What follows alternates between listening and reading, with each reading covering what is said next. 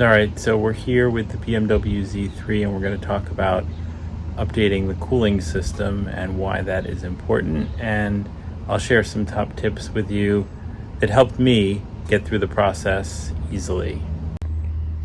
All right, so this is the M52TU motor, and you can see here that there's a lot here, and the coolant pipes live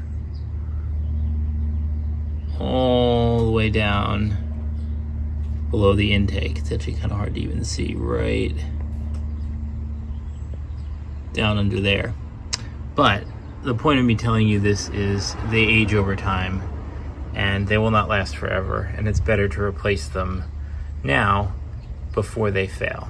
This isn't an exhaustive how-to video so much as it's the tips that helped me and will supplement some of the other really great videos that are out on the internet that helped me through the process. So here's something I learned with the injectors. You can take one side off, as some other videos have shown, but you do have to wiggle the far end here like that to get it to come off. So you just have to move that a tiny bit as you're wiggling the rail. Well, I can be accused of not necessarily being the most tidy person in the world, but I did take the time to mark all of the bolts and the nuts and put them on things. And then I also, see real closely, maybe you can see I numbered the injectors so they go back where they came from. 5, 6. All right, so we got the intake off with really minimal problems to this point. I did spend a lot of time vacuuming and making sure it was clean. Some connectors I want to make sure to remind myself to not forget about. The CCV at the bottom.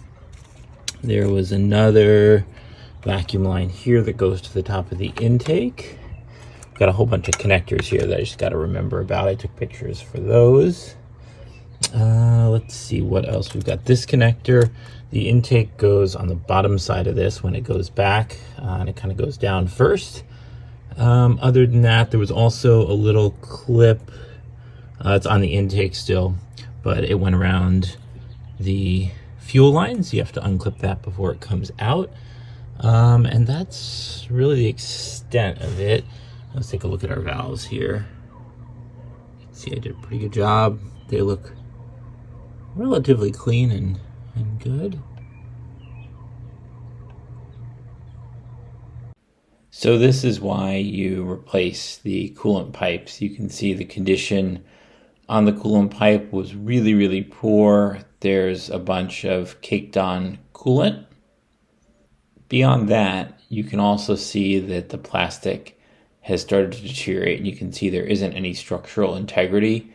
This broke off very easily. I even snapped the tab off, you can see in the top, to be able to twist it like some other videos suggest, and I still had trouble. The 3/4 inch pipe thread does indeed work for my friends at Harbor Freight. So yeah, you can see this is really gross, but it did work, and I did get all the garbage out.